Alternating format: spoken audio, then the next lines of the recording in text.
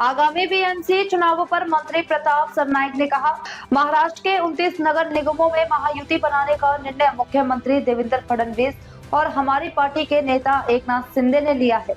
यह तय किया गया है कि सभी 29 निगमों में चुनाव महायुति के बैनर तले लड़े जाएंगे।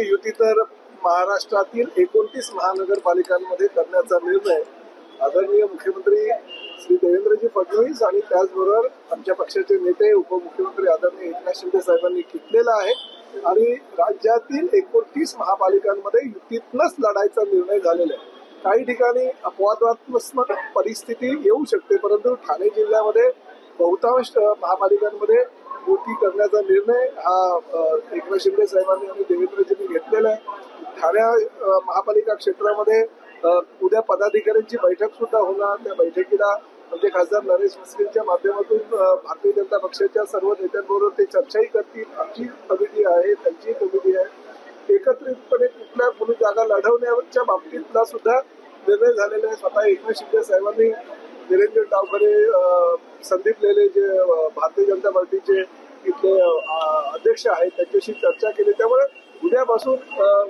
ठाण्यापासून तसं बघायला गेलं तर सुरुवात झालेली आहे महायुतीची आणि पुढे अशाच चांगल्या वातावरणामध्ये आम्ही महापालिकाच्या निवडणुका सगळ्या लढवू आणि आम्हाला खात्री आहे 29च्या 29 महापालिकेमध्ये शिवसेना, भाजप आणि ज्या ठिकाणी राष्ट्रवादी असेल त्या ठिकाणी राष्ट्रवादी अशा पद्धतीचा महायुतीचे महापौर प्रत्येक महापालिकांमध्ये बसेल।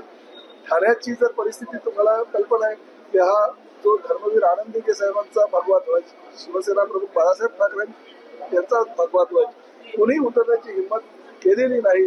धर्मवीर आनंद दिघे साहेबांनंतरची धुरा एकनाथ शिंदे साहेबांनी या पक्षाची घेतली तेव्हापासून शिवसेनेचा जो भगवा महापालिकेवर आहे तो कायम आहे आणि भविष्यामध्ये अजून मोठ्या संख्येनं नगरसेवक निवडून येईल, तो तसाच अबाधित राहणार आहे।